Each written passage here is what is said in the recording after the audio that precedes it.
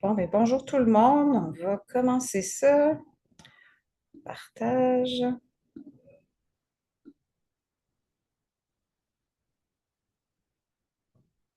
Euh, Plein écran. C'est parti. Bien, bienvenue à cette conférence sur la résistance à l'insuline, la clé métabolique derrière le poids et bien plus. Je vous présente ça aujourd'hui sur votre heure de dîner, mais ça va être enregistré pour, si vous voulez l'écouter à un autre moment. Je vais essayer de garder la conférence en dedans de 45-50 minutes pour qu'on ait un petit peu de temps pour les questions, puis pour que ceux qui travaillent puissent retourner travailler. Et c'est la première fois que je la donne, fait que peut-être va falloir que je m'ajuste un petit peu pendant la présentation. Je me présente rapidement pour ceux qui ne me connaissent pas. Je suis naturopathe agréée à Gatineau depuis 3 ans. J'ai diplômé de l'IESN en 2018 avec 2000 heures de formation. C'est une école qui est à Montréal. Je fais de la clinique privée, j'écris des articles, des recettes. Je suis conseillère à la boîte à grains du plateau une journée par semaine. J'anime différents ateliers et conférences, un peu comme celui-ci. Je fais de la conférence en entreprise. J'ai 2 grandes filles. Je suis aussi massothérapeute à temps partiel et puis à temps très partiel, très, très partiel. Je suis naturopathe en centre de jeûne prolongé. La conférence aujourd'hui, on va voir une petite notion de vitalité. Si vous avez déjà vu mes conférences, elle est généralement toujours là, cette notion de vitalité-là, parce qu'elle est très importante en naturopathie. On va voir qu'est-ce que l'insuline et comment elle fonctionne. Qu'est-ce que la résistance à l'insuline? Comment la résistance à l'insuline s'installe? On va faire une analogie du livreur de pizza pour que vous compreniez de façon imagée comment ça fonctionne. On va voir les maladies, des conditions qui sont reliées à la résistance à l'insuline, les causes de cette fameuse résistance à l'insuline, la flexibilité métabolique comme étant une clé centrale pour le métabolisme, l'anabolisme, le catabolisme, comment soutenir une meilleure sensibilité à l'insuline grâce à la naturopathie. Je vais vous présenter aussi mon tout nouveau programme qui s'appelle Reset Hormonal, qui est un programme pour les femmes avant la ménopause. Puis j'ai plusieurs petits cadeaux pour vous. Un petit avertissement, les informations contenues dans la présente conférence ne servent à rien à diagnostiquer ou traiter une maladie. Elles servent simplement à vous outiller vers le meilleur de votre vitalité. Moi, je ne suis pas médecin, je suis naturopathe, je ne peux pas faire de diagnostic, je ne peux pas traiter une maladie. Fait que c'est bien important de comprendre que c'est vraiment à titre informatif, puis c'est votre médecin qui peut répondre aux questions par rapport à vos conditions de santé. La santé, c'est souvent une zone grise entre une vitalité optimale que j'aime représenter par cette plante verte bien vivante et la plante qui est plus ou moins en forme. Ben, il y a toute une zone grise. Puis ça arrive souvent que j'ai des clients qui viennent me voir puis qui disent j'ai telle affaire, j'ai tel symptôme, je me sens pas bien. Je suis allée voir mon médecin, il m'a dit que tout était beau, qu'il y avait juste telle affaire puis que c'était pas grave. Ben, en fait, on ne devrait pas être fâché de ça parce que c'est vraiment bon signe, justement, c'est qu'il n'y a pas de maladie qui est installée.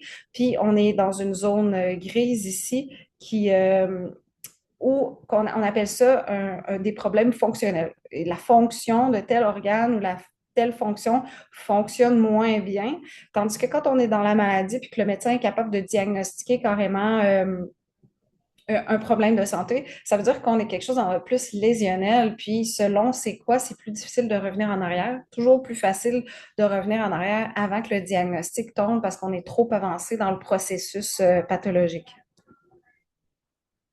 Donc, si on parle de résistance à l'insuline, on commence par définir c'est quoi l'insuline. C'est une hormone qui est produite par le pancréas. Elle permet au glucose d'entrer dans la cellule. En gros, elle gère l'énergie au niveau du corps. Elle fonctionne, elle a différents rôles en fait. Elle a un rôle anabolisant, c'est-à-dire qu'elle va favoriser la croissance cellulaire. Elle va permettre aux cellules de croître, autant les cellules musculaires que les cellules adipeuses, mais c'est vraiment un rôle au niveau là, de la croissance cellulaire. Elle va aider dans la régulation de l'appétit, puis tout dans la signalisation hormonale, c'est-à-dire qu'elle interagit avec toutes les autres hormones dans notre corps. En gros, si je vous rappelle un petit peu la physiologie, c'est qu'on va manger quelque chose. Notre tube digestif va digérer qu'est-ce qu'on mange. Selon la quantité de ce qu'on a mangé et qu'est-ce qu'on a mangé, on va avoir une élévation du glucose dans le sang, une élévation de la glycémie, donc le sucre dans le sang, c'est tout un peu la même chose. Ça va aller dans notre sang. Puis là, le pancréas, en réaction à ça, il va produire de l'insuline. L'insuline va agir comme un genre de transporteur, là. J'aime pas le mot, mais c'est un peu comme ça. Ça va venir livrer le glucose au travers de toutes les cellules. Ça va être le foie et les muscles qui vont être aussi capables d'emmagasiner le glucose pour l'utiliser un petit peu plus tard, pour pas qu'on ait besoin de manger à chaque heure. Il y a toutes sortes de systèmes pour être capable de conserver notre énergie. Puis au niveau de la cellule, elle, avec le glucose, elle va être capable de rentrer ça dans la mitochondrie, qui est comme la petite centrale énergétique de notre cellule, puis elle va pouvoir produire notre énergie qui va faire qu'on va être capable d'accomplir nos activités, réfléchir, dormir, toutes les choses très normales que la vie nous offre. Qu'est-ce qui arrive quand on a de la résistance à l'insuline? Bien, son nom le dit, c'est que la cellule devient moins réceptive à l'insuline. C'est que l'insuline, c'est comme une clé qui fait rentrer le glucose dans la cellule. Puis c'est comme si la serrure était comme encrassée pour plusieurs raisons qu'on va voir. Elle s'installe en fait à force d'élévation de la glycémie importante et ou fréquente. Le corps va finir par compenser avec plus d'insuline. Devant plus d'insuline, la cellule peut devenir surstimulée, puis de peu à peu, elle devient moins perméable à l'insuline, donc au glucose.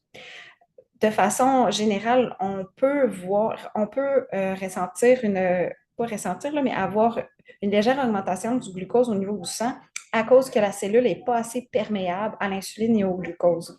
Ça va créer un état d'hyperinsulinémie chronique, mais ça ne veut pas dire que ça va être visible dans le sang tout de suite. En fait, c'est généralement pas le cas. Ça peut prendre de 5 à 10 ans, puis selon les auteurs et les études, ça peut être même plus que ça avant que une résistance à l'insuline va donner des paramètres sanguins qui sont déréglés, c'est-à-dire qu'on va sortir des normes médicales au niveau du glucose. Qu'est-ce qui est le plus utilisé là, en médecine? C'est le glucose à jeun. C'est ça que les médecins vont regarder. Mais l'hyperinsulinémie, elle sera pas, en fait, l'insuline, elle sera pas testée généralement. Dans certains pays, ça se fait, mais ici, ça se fait très peu. Puis même plusieurs professionnels de la santé ne sont pas nécessairement au courant de tout l'impact de l'insuline sur le système. C'est un peu difficile à déceler. Je vous fais une analogie du livreur de pizza pour que vous compreniez un petit peu plus. Peut-être que ça vous fait rire en même temps, j'aimerais bien. Comment ça s'installe la résistance à l'insuline? Fait que si on compare les pizzas du livreur de pizza à le glucose, au glucose sanguin, si on compare le livreur de pizza à l'insuline, puis on compare notre corps à un bloc appartement d'étudiants. Le bloc appartement d'étudiants, il va avoir une porte pour entrer, il va avoir des corridors pour circuler. La porte d'entrée, ça va être le tube digestif qui va ingérer le glucose. Ça va être là que le livreur de pizza va rentrer avec les pizzas. Et puis, les corridors, ça va représenter le sang où on va rentrer par le tube digestif, le glucose va s'en aller dans le sang, puis les appartements vont représenter les cellules. Les cellules qui sont nécessairement fermées et puis qu'on a besoin d'ouvrir pour faire entrer le glucose, en l'occurrence les pizzas. Fait que là, le livreur de pizza, il rentre dans le bloc appartement à étudiants avec plein de pizzas, puis il va aller à toutes les portes, livrer la pizza. Là, les étudiants sont contents, ils sont comme Hey, la pizza, c'est donc bien cool ça. Hey, trois grosses pizzas, on est rien que deux, c'est parfait, il va nous en rester pour demain. Fait que là, les étudiants se régalent. Hey, Ben, mets ça dans le frigidaire, là, on va en avoir encore pour demain. Fait que, super. Fait que là, tout le monde est content. Le livreur de pizza s'en va, mais le livreur de pizza revient en soirée. Mais il en reste encore de la pizza dans le frigidaire. Fait que là, OK, c'est correct, on va le mettre dans le frigidaire. Et puis, ainsi de suite. Fait que ça veut dire que là, le lendemain, le livreur de pizza revient encore, porter d'autres pizzas. À un moment donné, là, les étudiants sont comme, c'est bien beau la pizza, là, mais tu sais, comme il y en a comme un peu partout dans notre appart, puis on a essayé, ça gèle correct, là, mais elle est un petit peu moins bonne, là, une fois qu'on la dégèle. Fait que c'est comme s'il y a un encrassement qui va se faire. Puis, éventuellement, ben, les étudiants, ils vont barrer la porte, mais le livreur, il a la clé des appartements, fait qu'il va ouvrir la porte, puis il va rentrer. Mais là, ils vont mettre peut-être une deuxième serrure, une deuxième sécurité pour s'assurer qu'il ne va pas livrer encore trois pizzas à chaque 3 heures parce que c'est trop pour eux. Ils ne sont pas capables de manger tout ça, gérer tout ça. Puis là, le bac de recyclage, il va déborder avec des boîtes de pizza. Puis ça va être tellement encombré qu'ils vont avoir de la misère à sortir le stock parce qu'ils sont toujours en train de gérer le livreur de pizza qui vient porter la pizza. Je ne sais pas si ça vous fait une bonne analogie pour comprendre, mais c'est vraiment comme ça que ça fonctionne. À force d'avoir des entrées de glucose qui sont trop importante ou trop fréquente, et ou trop fréquente, là, ça peut être un petit peu des deux, mais c'est qu'on devient vraiment surchargé de ce glucose-là, mais éventuellement surtout de l'insuline. Puis le livreur de pizza, tantôt, je ne l'ai pas dit, mais il est un petit peu timbré, là, il cogne vraiment fort des portes, sur les portes quand les gens n'ouvrent pas, fait qu'il est très, très insistant. L'insuline va être très, très insistante pour essayer que la cellule apprenne plus de glucose, qui va créer un débalancement, en fait, puis beaucoup d'encrassement au niveau de la cellule. Ici, je vous présente les maladies qui sont liées à la résistance à l'insuline. C'est vraiment des maladies qui sont plutôt diagnosticables, sauf la dernière, en fait, elles sont toutes plus d'origine médicale, c'est-à-dire que moi, je peux pas les diagnostiquer. Mais avant d'avoir ces maladies-là, on peut avoir toutes sortes de petits inconfort, j'aime les appeler. Fait que ça va être par exemple de la fatigue, le fait de ne pas être capable de pouvoir passer quelques heures sans manger. On va comme être dépendant de manger tout le temps, sinon on a des chutes d'énergie, on ne se sent pas bien. Ça peut être le fait aussi de se lever la nuit en ayant très soif, en ayant peut-être faim. C'est ce genre de symptômes-là qui sont très, très discrets, qu'on ne va pas nécessairement attribuer à la résistance à l'insuline. Il y en a d'autres aussi, mais dans les conditions qu'on va voir, là, c'est les cinq premières font partie du syndrome métabolique. Le prédiabète, le diabète de type 2, ça, c'est vraiment, j'aime l'appeler l'apogée, là, parce que c'est là quand la cellule apprend tellement plus le glucose que le glucose s'élève dans le sang de façon importante jusqu'à être diagnosticable par des prises de sang. C'est sûr que moi, j'ai beaucoup de gens qui viennent me voir puis qui me disent je suis prédiabétique, ça vient juste d'être diagnostiqué, là, c'est juste le début. J'ai le goût de leur dire, je ne veux pas les décourager, mais c'est peut-être ça fait partie de vos cas ici, là. Je ne veux pas vous décourager si jamais c'est ça, c'est que ça commence à apparaître dans le sang, mais ça fait déjà un moment que c'est installé la résistance à l'insuline, mais là, que ça commence à sortir des paramètres au niveau du glucose. Éventuellement, ça va mener à du diabète de type 2. L'obésité, ça va être surtout abdominale. Fait que c'est sûr qu'en cours de route, avant de développer une obésité abdominale importante, on va avoir une légère prise de poids, surtout au niveau abdominal, quand on commence à avoir de la résistance à l'insuline. La stéatose hépatique, qui est le thème plus scientifique pour parler excusez-moi, de la maladie du foie gras. La maladie du foie gras est vraiment rendue une épidémie, là. C'est très, très, très fréquent. C'est tellement fréquent que quand on passe une échographie abdominale, euh, les radiologues vont voir qu'il y a un foie gras, puis ils n'en parleront même pas parce que c'est tellement fréquent, puis qu'il n'y a pas de médicaments, il n'y a pas de traitement au niveau médical pour, euh, pour empêcher la stéatose hépatique. Mais le foie est un carrefour hyper important pour non seulement la gestion des sucres, mais la gestion des gras. En fait, quand je suis étudiante en naturopathie, je ne savais pas la réponse. Je marquais le foie. Quel organe fait ça? C'est le foie. Il fait une panoplie de choses, dont aussi la détoxification des autres hormones, des pesticides, de tout notre environnement. L'hypertension artérielle, une des causes principales, effectivement, c'est la résistance à l'insuline. On va dire aussi le stress, qui est une cause très fréquente, mais le stress a aussi un impact sur l'insuline au niveau hormonal, adrénaline, cortisol. Ce sont des hormones qui sont hyperglycémiantes, qui vont jouer sur la tension artérielle via le métabolisme de l'insuline. Les dyslipidémies sanguines, c'est-à-dire quand on va voir au niveau des prises de sang que les triglycérides sont élevés ou le cholestérol n'est pas dans les normes souhaitées. Le syndrome métabolique, ça se trouve à être diagnostiqué une fois qu'on a les trois des cinq pathologies plus hautes là, mentionnées si haut.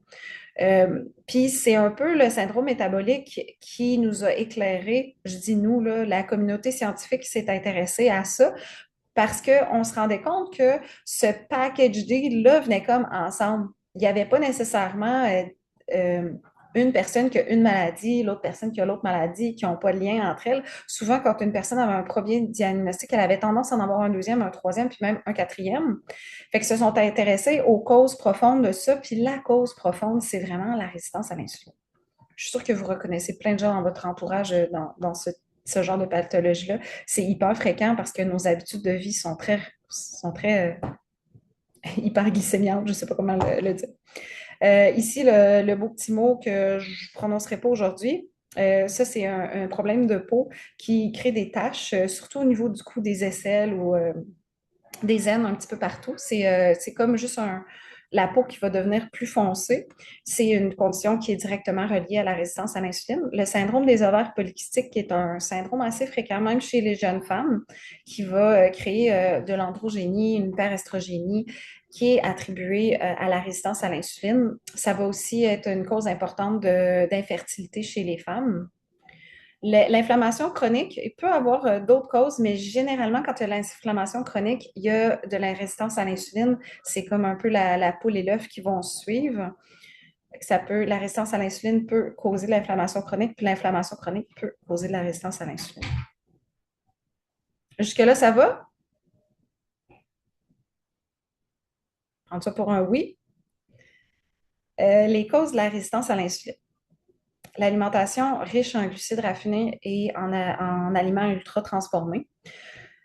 C'est une cause très, très importante. En fait, le fait de manger des aliments qui sont transformés, on va avoir une réponse à l'insuline qui est beaucoup plus importante que si on mange des aliments entiers, même s'ils sont sucrés. Fait que, par exemple, un pain au levain avec une bonne qualité de farine qui est faite de façon ancestrale, oui, ça va être des glucides, mais ça n'a rien à voir avec une pop-tart ou un Jolie, là.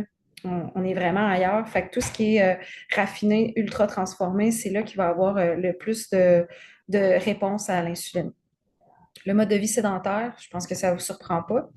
Le manque de sommeil, il y a des études qui ont démontré que seulement après 2 nuits de très mauvais sommeil, c'est-à-dire 50% des heures qu'on dort d'habitude, on va noter une augmentation de la résistance à l'insuline chez les personnes qui ont fait partie de l'étude.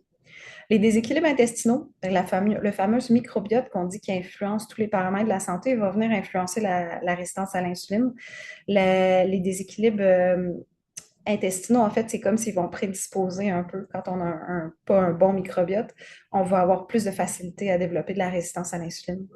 Cela, il va peut-être vous surprendre, la toxicité de notre environnement. C'est un peu comme dans l'appartement étudiant tantôt, si, il y a plein de pizzas, puis en plus, il y a plein d'autres cochonneries qui traînent, puis que personne ne fait le ménage, on va venir encrasser la cellule encore plus, puis avoir encore plus de difficultés avec l'insuline. Ça, c'est un petit peu plus récent qu'on examine ça comme cause. D'autant plus que la résistance à l'insuline est beaucoup attribuée au surpoids, mais il y a des gens de poids normal et même sans aucun, même en sous-poids, qui peuvent avoir de la résistance à l'insuline, qui pourraient avoir d'autres causes là, que l'obésité et la prise de poids et l'alimentation qui est très riche en glucides. Le stress, je l'ai passé vite, hein, le stress, je l'ai sauté, je pense. Le stress chronique, fait que j'en ai glissé un petit mot tantôt. Euh, Quand on a, bon, je vois un mammouth, je dois me sauver du mammouth, je vais avoir une montée d'adrénaline. L'adrénaline, c'est une hormone qui est hyperglycémiante parce que quand je vois le mammouth, mon corps veut que je sois capable d'avoir beaucoup d'énergie dans mes cellules pour être capable de me sauver puis de répondre à ce besoin-là. Malheureusement, nos mécanismes de stress et de défense, de survie n'ont pas évolué à travers le temps. Aujourd'hui, nos stress sont beaucoup plus soutenus, beaucoup plus chroniques. On va plus être dans le cortisol constamment. Le cortisol qui est effectivement aussi une hormone qui est hyperglycémiante, mais qu'on va être à journée longue sur le cortisol en train de taper sur notre ordinateur.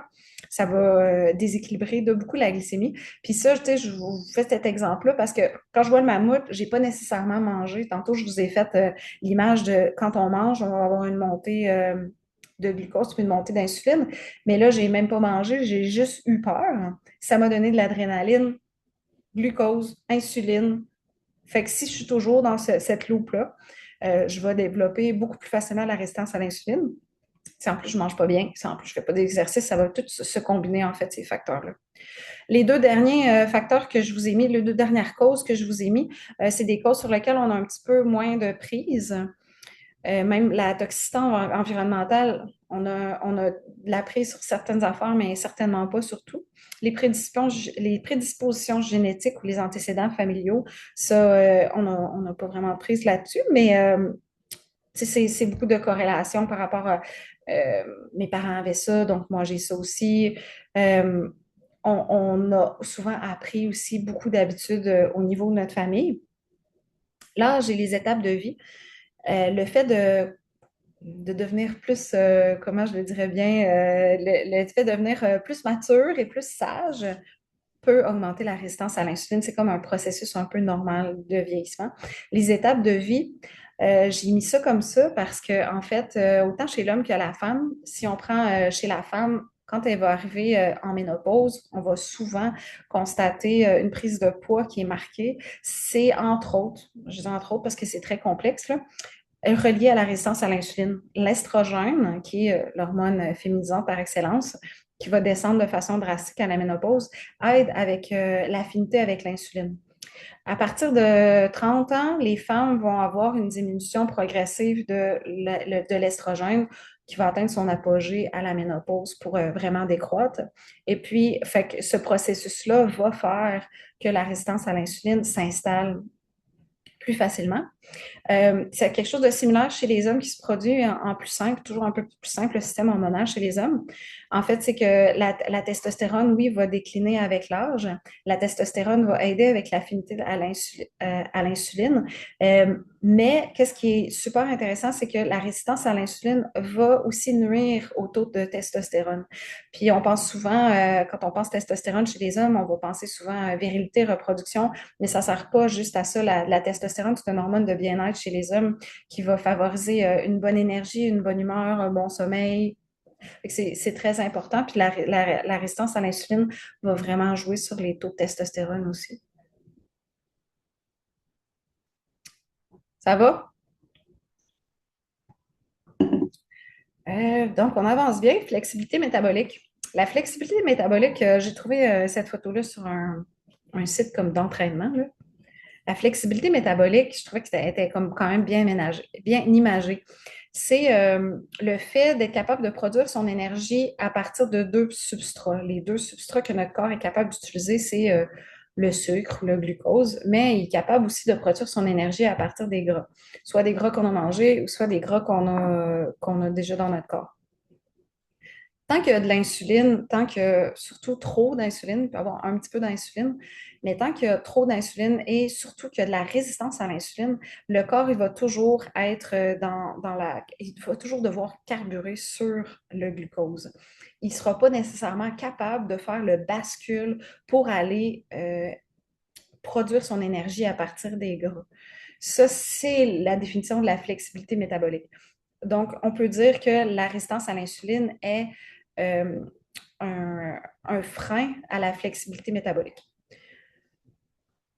Je vais faire ma petite analogie que je fais de temps en temps. C'est comme un feu de papier puis un feu de bois. La graisse représente le feu de bois, puis le glucose représente le feu de papier parce que ça brûle beaucoup plus facilement, beaucoup plus rapidement, mais ça ne dure pas nécessairement. Tandis que les gras, c'est comme un peu des bûches qu'on va venir mettre qui sont un petit peu plus dures à partir, mais que pourront pas, ils vont, mais qu'ils soient bien partis, là, on va avoir de la chaleur en masse. C'est le même principe un peu dans notre corps. Puis j'aime beaucoup représenter l'insuline par ma fille Rose, qui est un petit peu coquine. Euh, Elle aime bien ça, faire des feux de papier, hein, les enfants aiment ça. Fait que Rose, c'est l'insuline. Quand elle se met devant le foyer puis elle met plein de feux de papier, elle envoie plein de papier dans le feu, ben tant qu'elle est là, on ne pourra pas nécessairement venir bien allumer venir porter les bûches parce elle entrave, là. Il va falloir un moment donné dire hey, là, Rose, tasse-toi, puis arrête de mettre du papier, là, il y en a bien assez, il y en a même trop.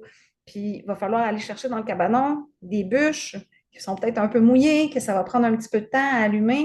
Ça, c'est la flexibilité métabolique. Ça ne se passe pas instantanément si on n'a pas une bonne flexibilité métabolique. Fait que ça veut dire entre les deux, si mon feu il baisse, j'ai moins de chaleur, ben c'est un peu la même chose dans notre corps, j'ai moins d'énergie.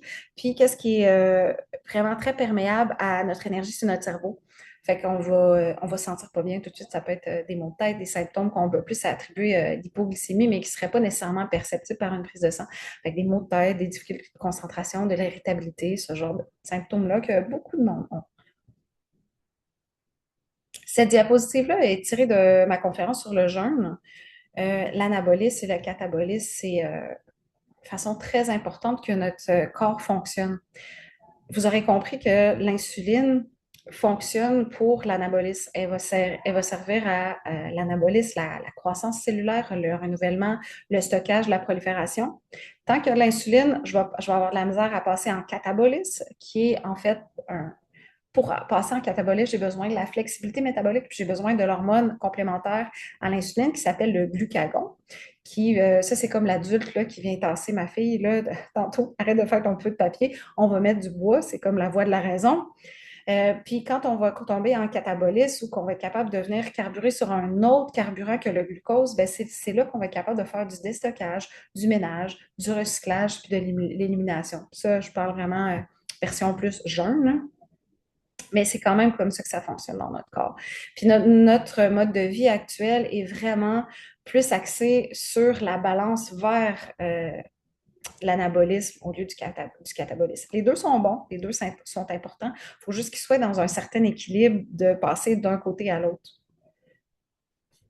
Alors, on en vient aux solutions pour pas que ce soit trop déprimant. Sachez que maintenant, même le diabète de type 2 il n'est plus considéré comme une maladie chronique, mais c'est considéré comme une maladie réversible. Donc, la résistance à l'insuline, oui, c'est réversible.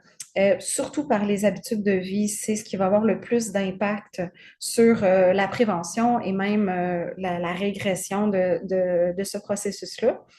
Le plus important, c'est généralement, c'est toujours individuel, hein, si la personne est super stressée, c'est généralement, il va falloir commencer par la gestion de stress, mais c'est sûr que l'alimentation est un pilier hyper important. Euh, j'ai parlé tantôt d'alimentation ultra transformée. De retirer ça de son alimentation, c'est primordial, surtout quand la résistance à l'insuline est déjà installée. Mais j'aime pas focuser sur qu'est-ce qu'on mangera pas, qu'est-ce qu'on fera pas, parce que ça a l'air plate.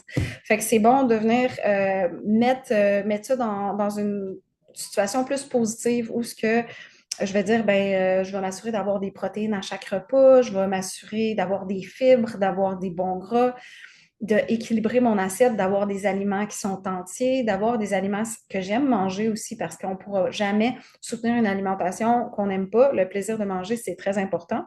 Il faut vraiment rééquilibrer l'alimentation en fonction de nos goûts et de nos besoins individuels. Bouger régulièrement. J'aurais pu faire une conférence au complet sur l'importance de l'activité physique pour l'insuline, ça c'est clair, pour la résistance à l'insuline, la prévention. Le fait d'avoir une bonne masse musculaire, de travailler sa masse musculaire, c'est vraiment quelque chose, c'est le mieux en fait pour la résistance à l'insuline. Mais dans un livre que je vais vous présenter à la fin, qui est une de mes références, Benjamin Beckman, un médecin qui est spécialisé dans la résistance à l'insuline, lui, il dit la meilleure activité physique pour la résistance à l'insuline, c'est l'activité physique que vous allez faire. Fait que si vous aimez la marche, si vous aimez le ski de fond, si vous aimez les sports d'équipe, allez faire ça. Puis c'est sûr que ça va vous aider.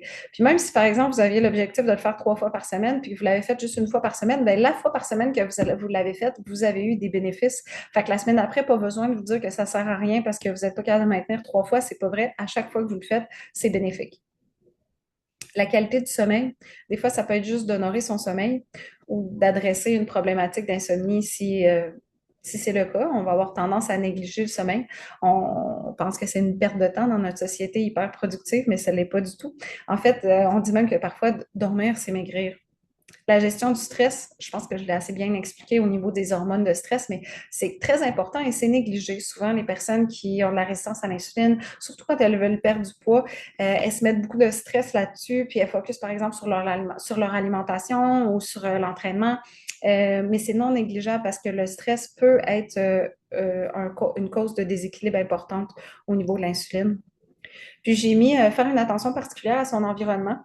Fait que ça recoupe un peu les causes qu'on a vues tantôt, là. Fait qu'on vient un peu inverser les causes, la façon dont on est capable de le faire. Faire attention à son environnement, tu sais, j'ai le goût de vous dire, filtrez l'eau pour avoir le moins de toxiques possible dans votre eau, manger bio, aller respirer l'air dans la forêt, mais jusqu'à un certain point, il y a une partie de notre environnement qu'on n'est pas responsable. Fait que soutenir aussi la détoxification, du foie, qui va faire les processus pour éliminer les toxiques environnementaux. Ça serait un peu comme le concierge dans l'appartement d'étudiants qui viendrait nettoyer un petit peu les cochonneries. Et puis, j'ai skippé le jeûne. parce que j'aurais dû la mettre tout de suite après l'alimentation, ça va un petit peu ensemble. Le jeûne, je vous dirais progressif et adapté. C'est un sujet en soi, puis j'ai une autre conférence là-dessus que si ça vous intéresse, vous pourrez l'écouter.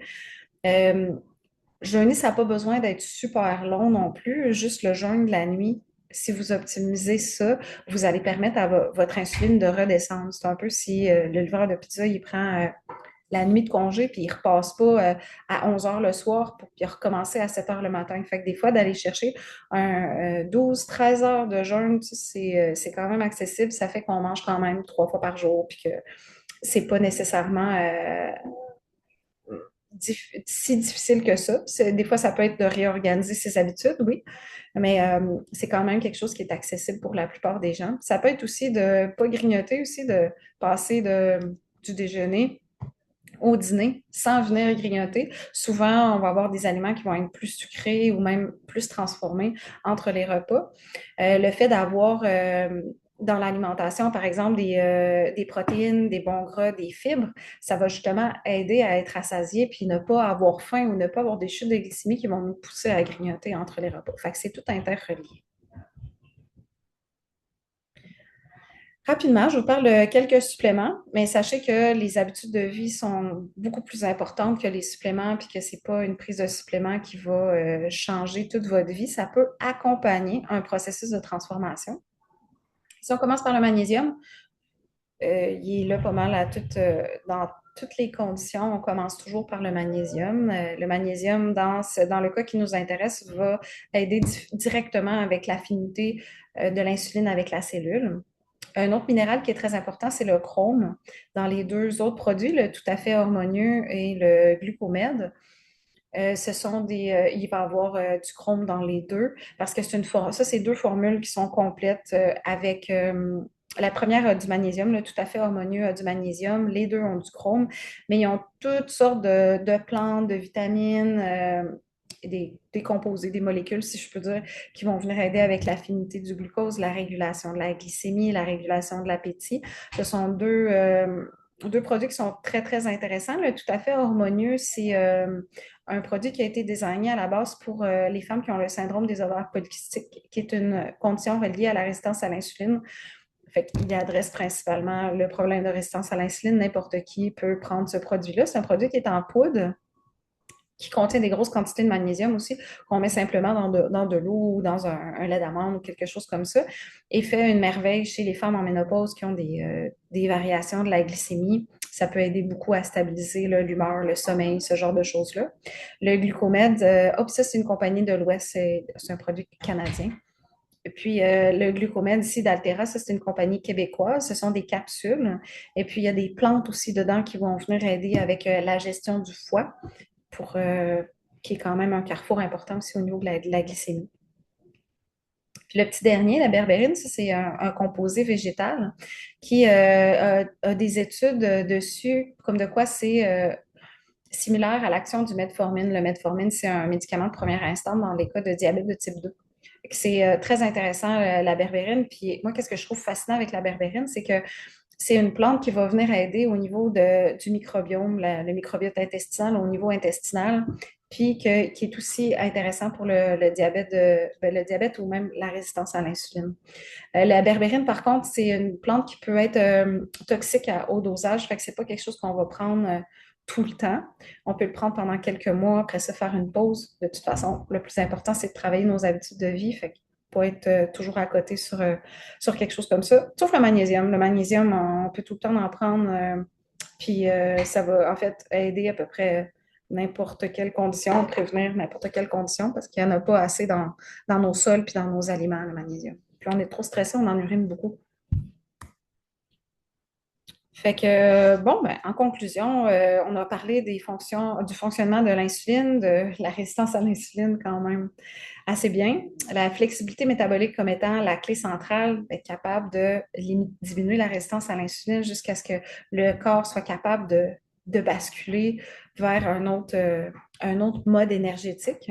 C'est aussi une clé super importante pour la perte de poids parce que si on est toujours dans la résistance à l'insuline, même si par exemple on fait une diète hypocalorique, mais qui ne va pas nécessairement adresser la condition de résistance à l'insuline, on n'ira pas travailler la flexibilité métabolique parce qu'on peut manger moins de calories, mais manger quand même des aliments qui vont donner un petit peu trop d'insuline puis entretenir ce problème-là, on va se retrouver un peu affamé, autant au niveau cellulaire qu'au niveau émotionnel et mental, puis faire qu'éventuellement, on va pas toffer, puis on ralentit notre métabolisme au lieu de venir le rendre plus flexible. On a parlé de comment soutenir une meilleure sensibilité à l'insuline via l'alimentation, le sommeil, tous les facteurs naturels de santé. Puis la liste n'était pas si exhaustive que ça. On aurait pu en parler beaucoup plus. Maintenant, comment aller plus loin? Je vous montre mes auteurs, les quelques références. Là, j'aurais pu en mettre plus aussi. Benjamin Beckman, je l'ai mentionné tantôt. Ça, c'est un ouvrage qui date de 2025 que j'ai lu dernièrement qui était vraiment excellent. Il fait le tour de tout. Il adresse beaucoup aussi l'environnement, l'importance de l'environnement. En fait, tout. Puis lui, il fait une analogie entre les hormones et des danseurs dans un bal, comme si l'insuline est une hormone qui va venir danser avec toutes les autres hormones, puis que chacun a son rôle, puis chacun s'influe. Je trouve que c'est une belle image. Cooking for Hormone Balance, ce livre-là n'est pas traduit. Si c'est plus du concret que vous cherchez, c'est plutôt pour les femmes. Pour l'équilibre hormonal chez les femmes, il y a beaucoup de recettes, mais il y a quand même une bonne partie explicative qui adresse euh, tout ce qui a rapport aux hormones. C'est très bien expliqué, puis c'est pas trop long non plus. La partie explicative est quand même assez concise, même si elle couvre large, puis les recettes sont quand même très intéressantes. Ici, j'ai mis le guide complet du jeûne de Jason Fung. Jason Fung, qui est un néphrologue ontarien, qui, lui, en fait, en étant néphrologue, c'est le médecin spécialiste au niveau du rein. Il voit des gens qui ont des problèmes rénaux avancés. Puis, la cause principale d'insuffisance rénale, en fait, c'est le diabète et les problèmes de résistance à l'insuline. Fait que lui, c'est beaucoup intéressé à ça. Puis, il a été un des premiers chercheurs au Canada là, à venir je ne sais pas si c'est chercheur, là, mais un des premiers auteurs à venir vraiment mettre le jeûne sur le plan scientifique puis à expliquer les processus. Il parle aussi il y a un autre ouvrage qui s'appelle c'est Cas d'obésité. Cas d'obésité. Mais dans les deux, il parle énormément du processus de la résistance à l'insuline, comment ça fonctionne. Puis une auteure bien de chez nous qui est Dr. Evelyne Borduaroy, qui est médecin de famille. J'ai mis ce livre-là, Renverser le surpoids et le diabète de type 2, parce qu'elle se spécialise là-dedans dans la santé métabolique, puis elle écrit différents livres. Dans ses premiers ouvrages, il y avait aussi Perdre du poids en mangeant du gras, dans le temps que la diète cétogène était à la mode. Euh, c'est une excellente référence aussi, puis c'est le fun que c'est québécois. Je vous présente mon programme de reset hormonal. C'est un programme qui va être sur 15 semaines. C'est un accompagnement qui est clé en main. Il y a quelqu'un qui a fait une ligne ou c'est moi? OK. C'est un accompagnement qui est clé en main, qui, en fait, ça commence avec un questionnaire, une rencontre individuelle avec moi, puis après ça, on suit sur 15 semaines. Il y a des entraînements d'inclus à chaque semaine. Il y a des outils de gestion de stress pour de vraiment différents. J'ai une équipe là, qui m'aide avec ça, de différents thérapeutes dans différentes écoles de pensée, si on peut dire. Puis, il y a une rencontre d'une heure avec moi chaque semaine où on parle de la santé hormonale via les habitudes de vie, puis tout est basé sur les trois piliers de la santé hormonale qui sont la glycémie, le foie et l'intestin. C'est fait pour comprendre ton corps, prendre du pouvoir sur ta vie. Ça s'adresse aux femmes non ménopausées. Les inscriptions sont ouvertes. Je vous ai mis ici le lien vers mon site si vous voulez avoir plus d'informations ou vous inscrire. Les offres spéciales, on a la boîte à grains. Je ne sais pas si Eric, c'est encore là. On a notre directeur web avec nous qui vous offre pour votre présence aujourd'hui un rabais de 10% jusqu'au 30 janvier. Le code promo est écrit ici et Eric va le mettre dans le chat pour vous. Je vous offre aussi, ben, pas moi, mais Gabriel vous offre aussi un premier massage à 20% jusqu'à la relâche. Il n'y a pas de code promo nécessaire. Gabriel, c'est mon collaborateur. Vous pouvez prendre rendez-vous pour des massages avec lui sur mon site Internet. massage, gestion de stress. Il fait toutes sortes de types de massages et il est vraiment très bon et très apprécié de mes clients. De mon côté, je vous offre aussi un 15% sur le programme de transformation Reset hormonal. Je vous invite à noter le code Insuline 15. Je ne sais pas si Eric, tu pourrais le mettre dans le chat aussi. Insuline 15, si vous allez sur la page du programme et vous voulez vous inscrire, vous entrez ça, vous avez un 15% supplémentaire. Ah oui, puis là, je suis en période de lancement, c'est ma première cohorte. Donc, le prix est déjà réduit. Là. Normalement, c'est 2500. Je l'ai fait à 1600. Puis avec le code Insuline 15, vous avez un autre 15% là-dessus. Je vous fais un autre petit cadeau aussi, qui est un guide explicatif, la diète faible en glucides. Je vais vous envoyer ça avec l'enregistrement, le PowerPoint, puis je vais vous rappeler les codes rabais qu'on a mis ici. Ce guide explicatif-là, il vous guide un petit peu au travers de l'alimentation, comprendre c'est où que ça stimule l'insuline, puis comment on peut faire pour la stimuler au minimum. Je vous conseille quand même d'aller mollo si vous avez une alimentation qui est très riche en glucides, en produits transformés, puis que vous avez de la résistance à l'insuline. Il faut quand même aller doucement puis aller progressivement. Puis peut-être être accompagné, là, au moins peut-être par votre médecin ou par une naturopathe pour vous guider là-dedans. Mes prochains webinaires gratuits, si vous voulez noter les dates, sont sur mon site et sur le site de la boîte à grains le 16 février à midi. Et ça, c'est les clés pour le cycle, les clés pour un cycle hormonal sain et harmonieux. Ça, c'est pour évidemment pour les femmes non ménopausées qui ont encore un cycle. Et puis, ma populaire conférence sur le jeûne, je vais la redonner au mois de mai. Ça fait plusieurs fois que je la donne ici, puis il y en a peut-être d'entre vous qui l'ont déjà vue, là, elle est quand même très appréciée et très populaire.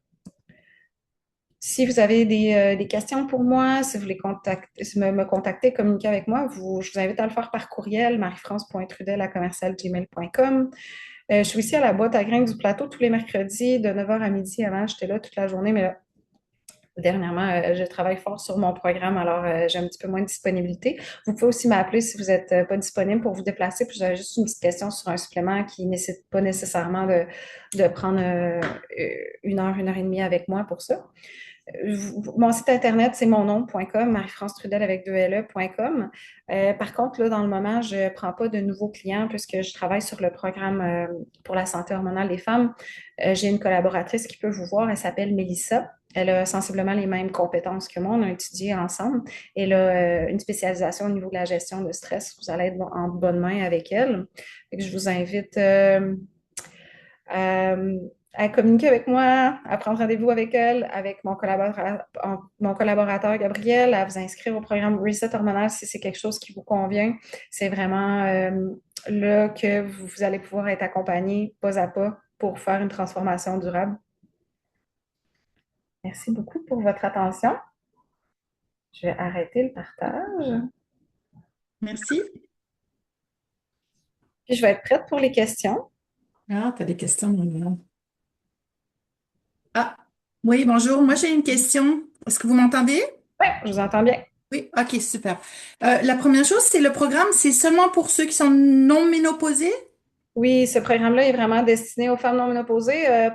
C'est sûrement que le prochain sera pour les femmes ménopausées parce que j'ai beaucoup cette question-là et beaucoup d'intérêt au niveau des femmes ménopausées, mais les besoins hormonaux sont différents, fait que je veux quand même me concentrer sur c'est pour les femmes non ménopausées. OK. Et puis l'autre chose que j'avais comme question, c'est comment savoir si notre insuline est ben, le niveau de notre insuline, c'est à travers des tests de sang, mais c'est quel genre de test de sang qu'il faut faire? Est-ce qu'on demande tout simplement à notre généraliste et puis ils sauront quoi faire ou Euh, comment est-ce qu'on peut le Probablement pas. savoir? Je vous invite à le faire. Je vous invite à le faire, à parler de ça avec votre médecin. Il y a des grosses chances que il y a des grosses chances que non, en fait, c'est pas quelque chose qui est testé, pas ici au Québec, mais le test, ça serait vraiment de venir mesurer l'insuline. J'ai vu une fois sur un test, moi je regarde souvent les prises de sang de mes clientes, là, mais juste à titre informatif pour mieux les comprendre, je l'ai vu une fois. Fait que je vous invite, oui, à parler avec votre médecin. Il y en a qui sont ouverts puis qui ont de la connaissance plus approfondie à ce niveau-là, mais c'est un test qui est super dur à avoir. Je ne le cacherai pas. OK. OK, merci. Donc, On pour a être une... capable de voir une résistance à l'insuline, chez nous, c'est surtout de voir les symptômes que tu as mentionnés. Ben, c'est sûr que moi, je peux pas le diagnostiquer, hein. Fait que je suis là pour vous donner de l'information. C'est toujours un petit peu délicat. Mais on pourra jamais avoir trop d'affinité. La cellule pourra jamais avoir trop d'affinité avec l'insuline. Puis pourra jamais avoir des trop bonnes habitudes, là, à part si elle nous stresse. Fait que Mhm. là, c'est plus des bonnes habitudes, mais ouais. Merci. On a une question dans le chat. Il y a plusieurs sortes de magnésium. Comment s'y retrouver? Laquelle est recommandée et pourquoi? Mhm. C'est une excellente question, puis je savais que j'allais l'avoir. Puis je voulais pas trop m'étaler là-dessus pendant la présentation.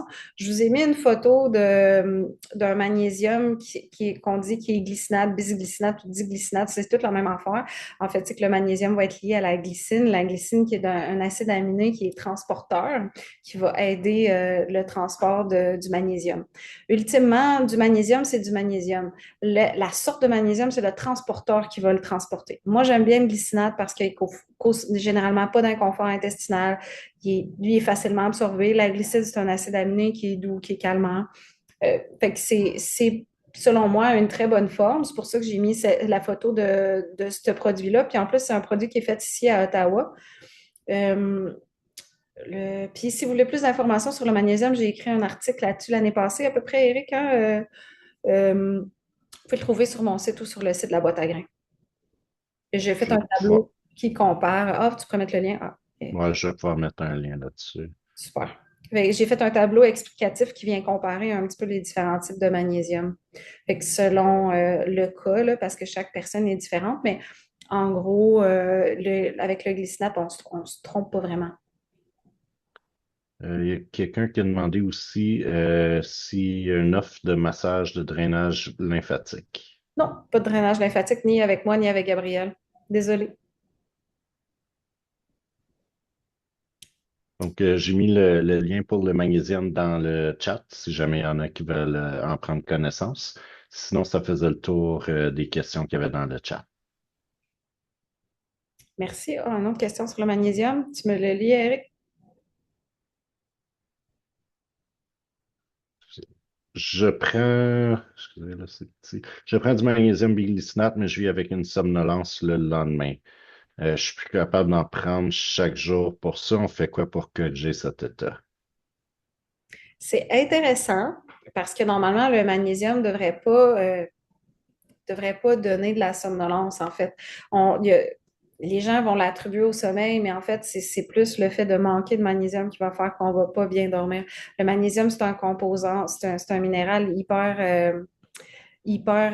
important pour le corps, mais il y a mon ami Michel qui est naturopathe, Michel du Centre de Vie, qui dit le prendre le matin. Intéressant, fait que ça serait à essayer le moment de la journée de le prendre.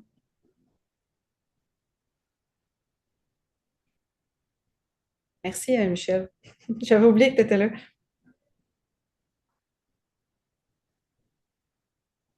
Est-ce qu'on avait d'autres questions, soit pour le chat ou en personne? Questions, commentaires. Est-ce que Eric t'a mis tous les codes rabais? Non, il y en avait plusieurs, là. T'as-tu mis Ouais, tout a été mis dans le chat aussi. Merci. Si jamais vous avez manqué, Marie-France va pouvoir repartager l'enregistrement par la suite. Puis il va aussi être disponible sur le site de la boîte à grains si vous préférez aussi. OK.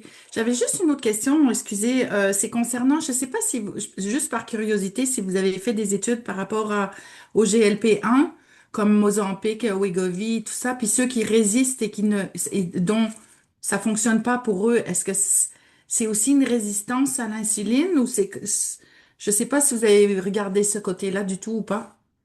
Euh, j'ai pas beaucoup de connaissances sur ces médicaments-là. C'est sûr que moi, tu sais, je m'y intéresse parce que certains de mes clients en prennent, puis je veux comprendre un petit peu, mais euh, je veux pas m'avancer trop sur les mécanismes parce que je m'y connais pas assez bien. C'est vraiment plus médical comme information, là. Mais à ma connaissance, puis peut-être Michel, tu pourras me corriger là-dessus, ces médicaments-là n'adressent pas la résistance à l'insuline. Ça, c'est qu'est-ce que je comprends de ces médicaments-là. Mais je ne m'avancerai pas plus que ça. Ouais, merci. C'est une excellente question, par exemple.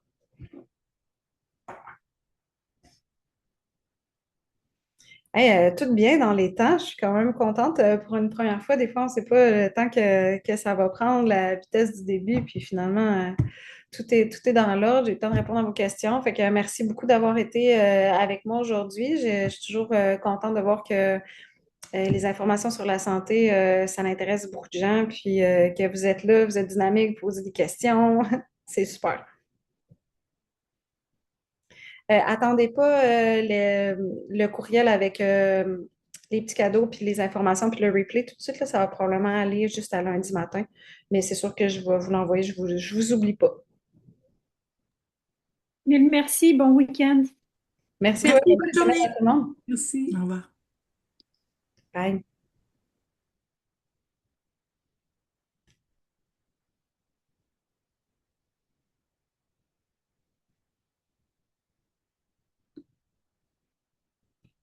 Je me déconnecte moi aussi, Eric. Bye.